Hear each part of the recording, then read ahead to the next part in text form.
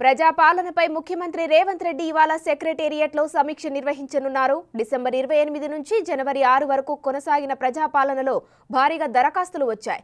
దరఖాస్తుల పరిష్కారంతో పాటు సంక్షేమ పథకాల లబ్ధిదారుల ఎంపికపై ఈ సమావేశంలో చర్చించే అవకాశాలు ఉన్నాయి.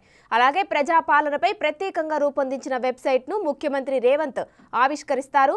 మంత్రివర్గ సహచరులతో పాటు అధికారులు ఈ సమావేశంలో పాల్గొంటారని సీఎంఓ విడుదల చేసిన ప్రకటనలో తెలిపారు.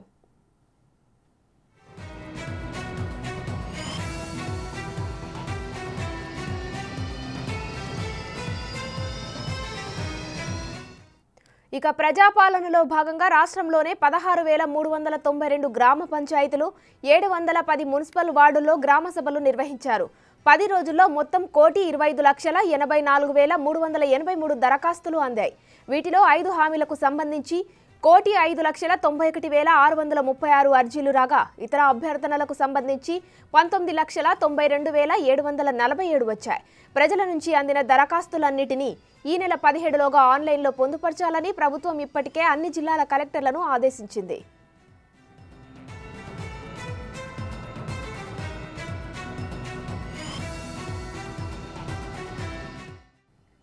ప్రాథమిక సమాచారం ప్రకారం మహాలక్ష్మి పథకం కింద నెలకు 2,500 రూపాయల ఆర్థిక సాయం, ఇందిరమ్మ ఇళ్లు, రేషన్ కార్డుల కోసం అత్యధిక దరఖాస్తులు వచ్చినట్లు అధికారులు గుర్తించారు.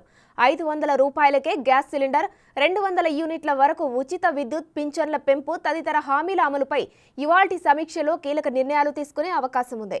ప్రభుత్వం ఏర్పడి 30 రోజులు పూర్తయిన నేపథ్యంలో ఇప్పటికే అమలు చేసిన హామీలతో పాటు సత్వరమే అమలు చేయనున్న హామీల గురించి ప్రజలకు వివరించడానికి కార్యాచరణ రూపొందించనున్నారు.